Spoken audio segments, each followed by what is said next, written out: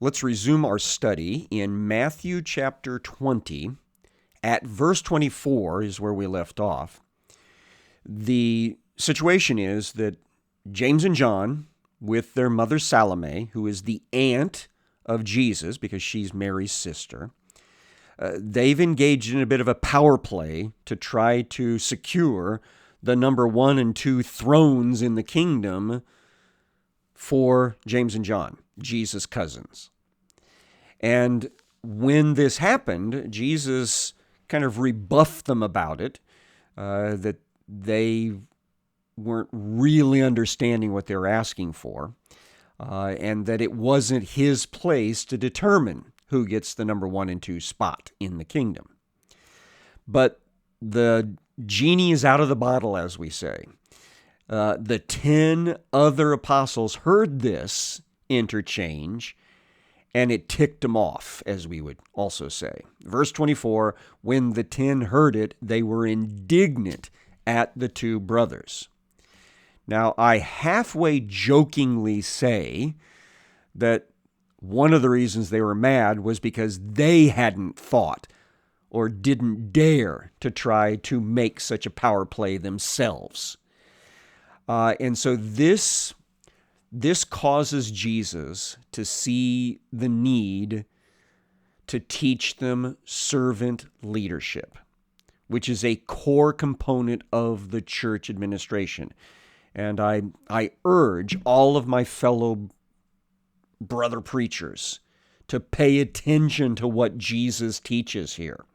We can't be doing power play leadership in the church. There's no place for it. We are not the bosses of the church of Christ. He's the one that died for it. He's the one that calls the shots. He's the head. We may be in places of responsibility, but we don't own the church. And I don't mean just simply in the larger church. I'm also talking about the local congregations. No power playing allowed. So this is what Jesus teaches on the topic. Let's take it to heart. Jesus called them to him. So basically, it's time now for a leadership conference. And he said, you know for a fact, probably from personal experience, that the rulers of the Gentiles lord it over them, and their great ones exercise authority over them. So they play hardball. They call in favors, or they hold grudges, and all of that stuff. And Jesus says, you know that's what they do. And then he says this, very important, verse 26, it shall not be so among you. No power playing in the church is what he says. Instead, this is the rule. Whoever would be great among you must be your servant, and whoever would be first among you must be your slave. In the church, we in leadership need to practice this sort of humility. We need to not demand our own way. We need to not give ultimatums. We need to not throw our weight around. Instead, we should be asking the question repeatedly, what can I do for you? What can I do to help? What can I do to make this work? What can I do to make things go smoothly for you and for the work of Jesus Christ? That is the proper mindset of anyone in leadership in the church. If you don't have that type of mindset, you don't belong in leadership in the church. And we need to exercise from church leadership anyone that has a self-centered, egotistical, my way or the highway type of attitude. The ultimate example of servant leadership is, of course, Jesus himself. And he says that here, verse 28, even as the Son of Man came not to be served, but to serve, and to give his life as a ransom for many. Jesus had a lot of weight to throw around, and yet he did not use it. In fact, he exemplified what he taught in the last hours of his life. No greater love has any man than this, that he should lay down his life for his friends. We need to have that same sort of love for the people in our churches, in our congregations, that we would die for them. Because if you would die for someone, you are not going to slam on them. You are not going to kick them around and walk all over them and use them like a doormat. That is not part of church leadership lifestyle. And so I really encourage you to soak this up and put it into practice and to warn in a loving fashion anybody in church leadership that does not practice this, that they need to repent and get things right so that they can move forward. As we've been studying this, we know Jesus has been walking with the pilgrim crowds from Galilee toward Jerusalem. It's about a 3, maybe 4-day journey, depending on from where in Galilee you start.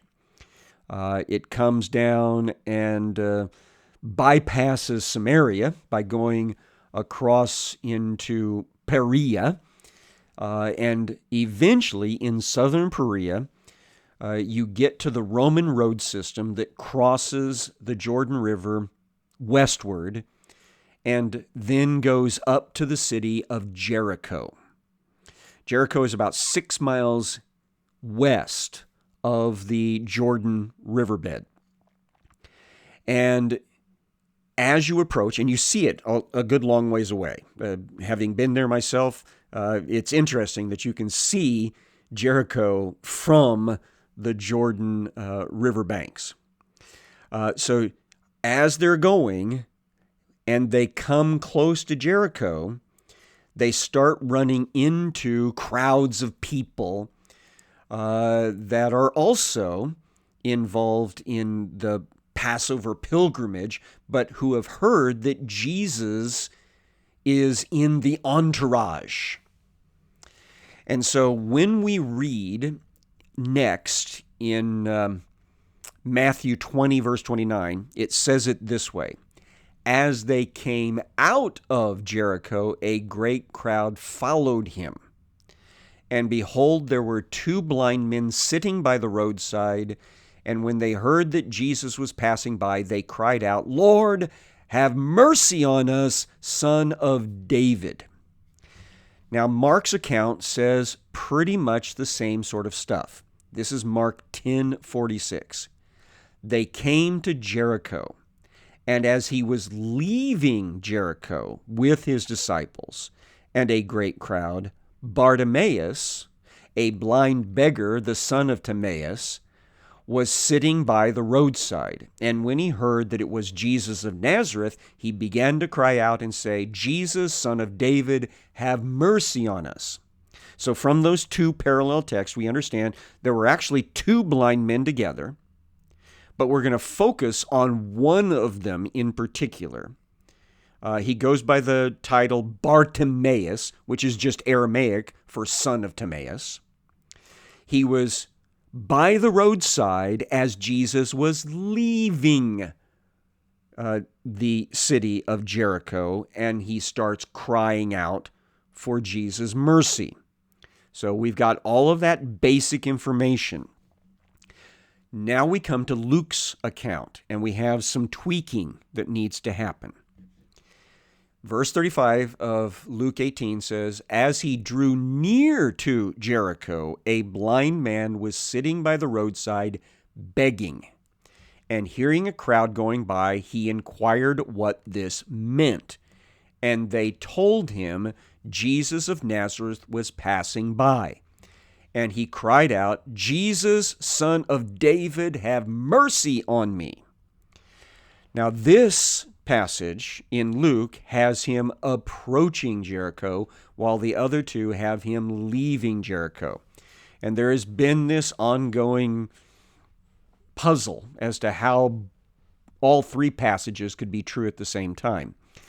And the guess that some have made is that even at this time in history, Jericho was made up of two areas. And that was really old Jericho and then the newer city of Jericho. And that what we see happening here is that Jesus is leaving one and passing through to the other. And I think that makes good sense. So we'll kind of go with that ideal. But the circumstances is that we've got all these pilgrim crowds passing through Jericho anyway, on their way to Jerusalem, and they're excited just by that. But the presence of Jesus in their particular entourage has really got the noise level up, the excitement level up.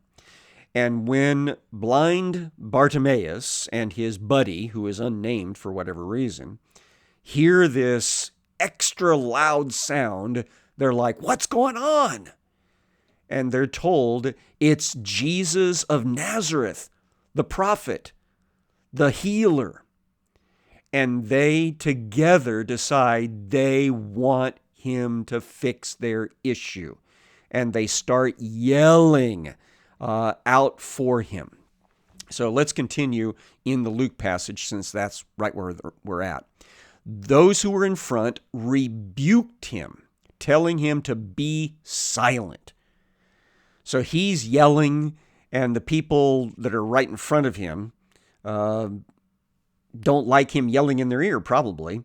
And they're like, "Shut up, don't be so loud. Be quiet." But he cried out all the more, "Son of David, have mercy on me. Have mercy on us."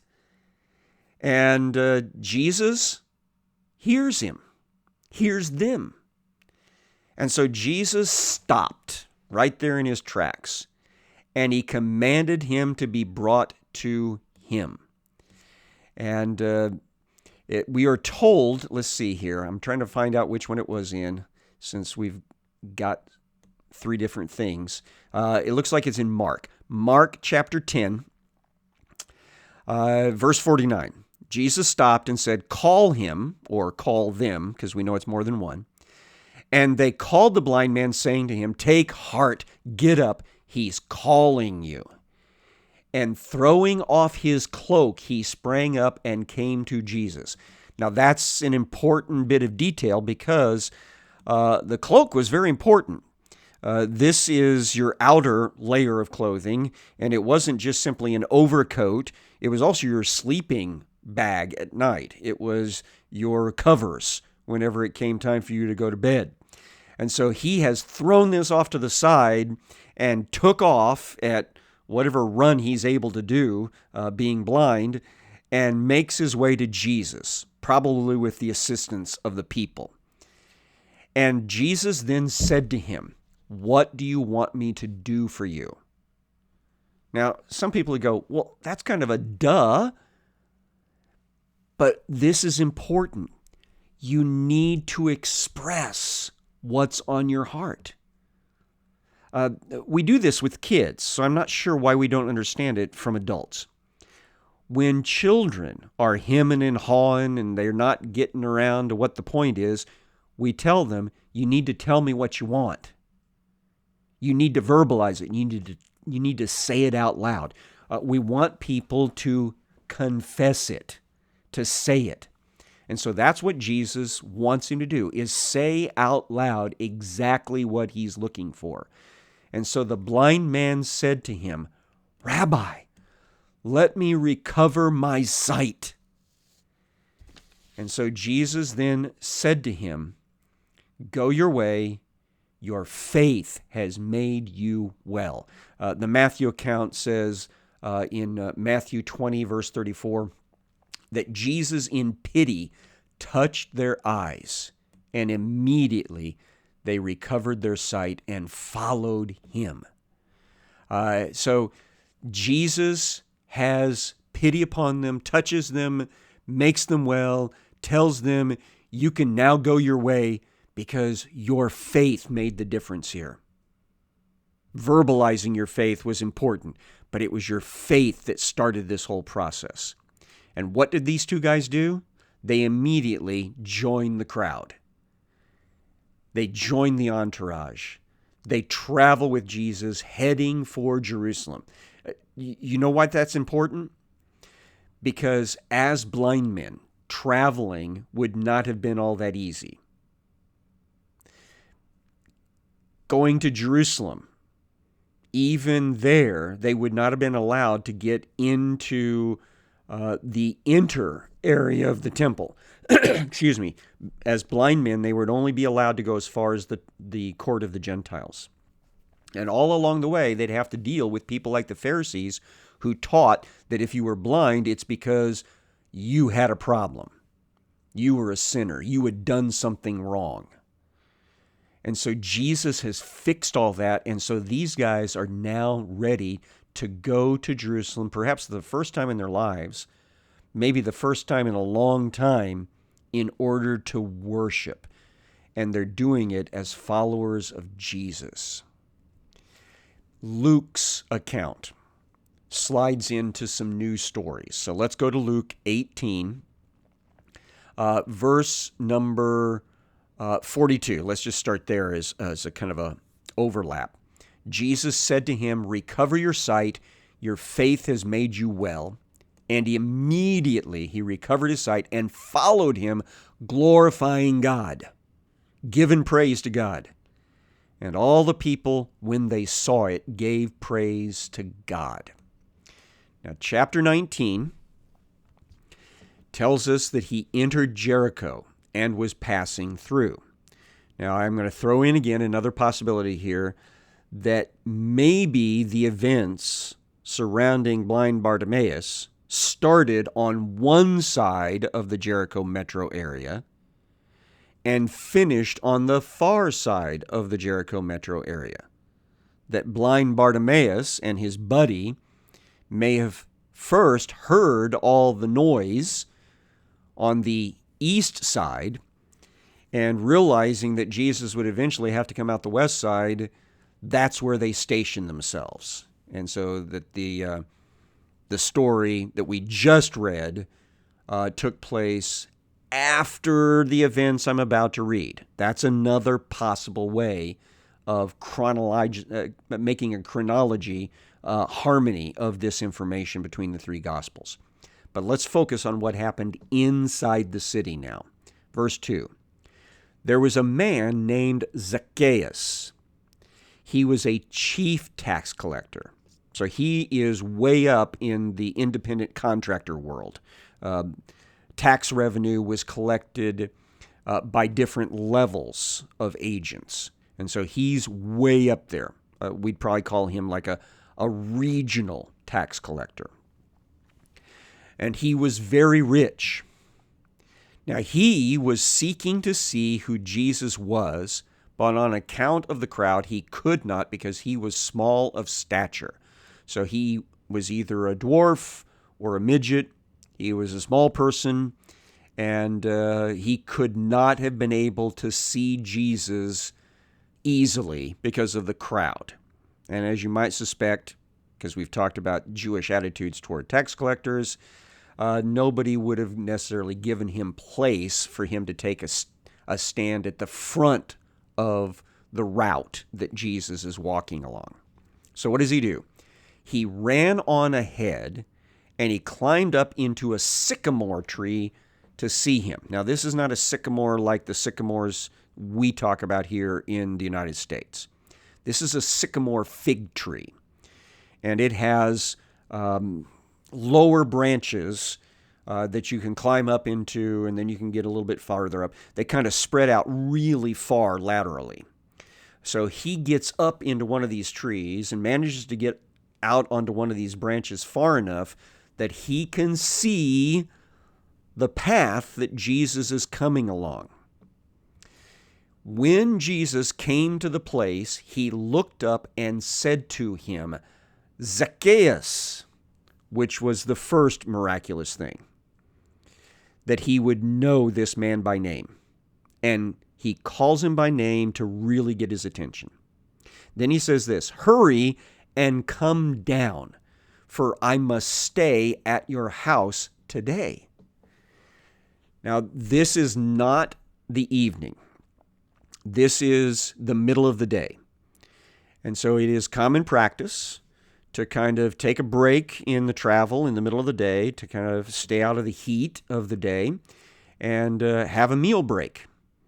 And so Jesus just invited himself to lunch with this guy. Now, the guy loves it. He is excited by this because what does he know? He knows about Jesus. He is plugged in. He knows all the news. He knows that Jesus is a healer and a teacher, a great prophet, perhaps even the Messiah. And that's why he wanted to see him. And now, not only did he see him, he has the opportunity to have a meal with him. So he hurried down, came down and received him joyfully. The received him meaning he invited him to come in for lunch. And when they, meaning the crowd, saw it, they all grumbled. He's gone to be the guest of a man who is a sinner. Because everybody assumed if you were a tax collector, you were a cheat. I am repeatedly puzzled that we still have this same sort of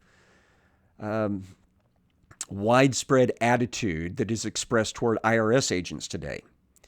I confess to you that I have no problem believing the vast majority of people who work in the IRS are perfectly legitimate, hardworking, honest people. Yes, there's probably some cheats, because that's true in most businesses. But even though I know that to be the case, I hear people talk down about IRS agents all the time. They treat them as if they were Satan incarnate.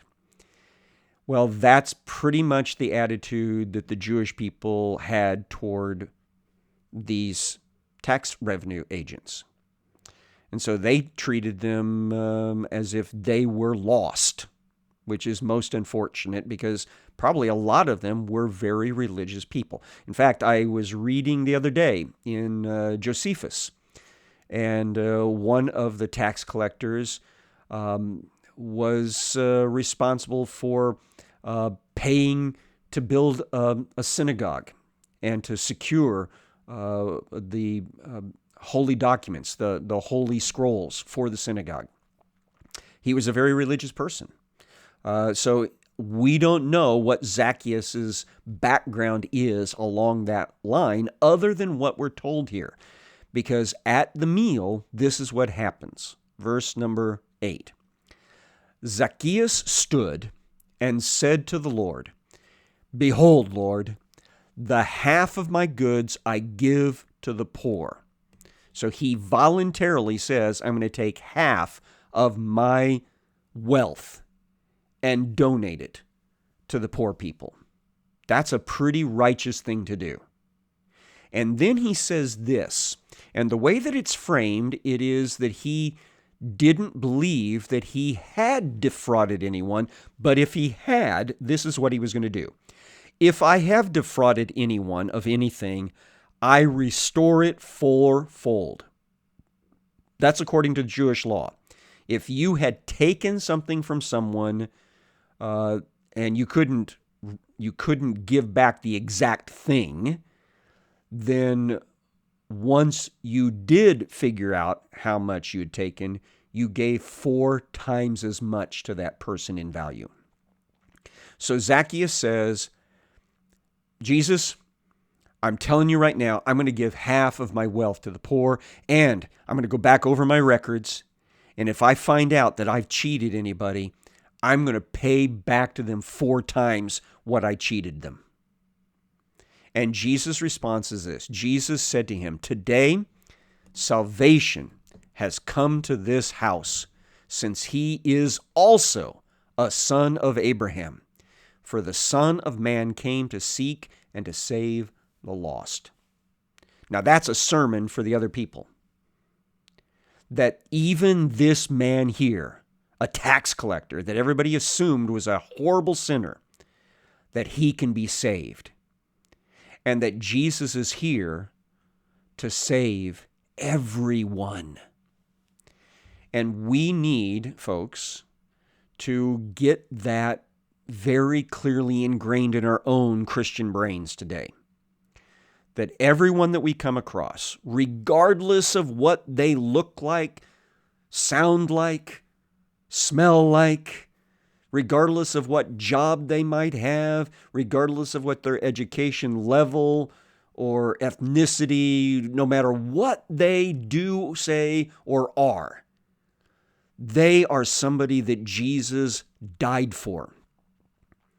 And if Jesus wants them saved, we should want them saved too. And we should bend over backwards to try to help them come to relationship with him. And so let's get out there and not just be hearers of the word, but be doers as well. Now, we've only got enough time to introduce the parable that Jesus tells next. As they heard these things, he proceeded to tell a parable because he was near to Jerusalem and because they supposed that the kingdom of God was to appear immediately. This is something I've told you. A lot of these folks think they're living in the time when everything's going to get wrapped up. And so Jesus decides he needs to tell them a parable about a king that goes away for a while and then comes back, and what he expects his people to be doing while he's gone.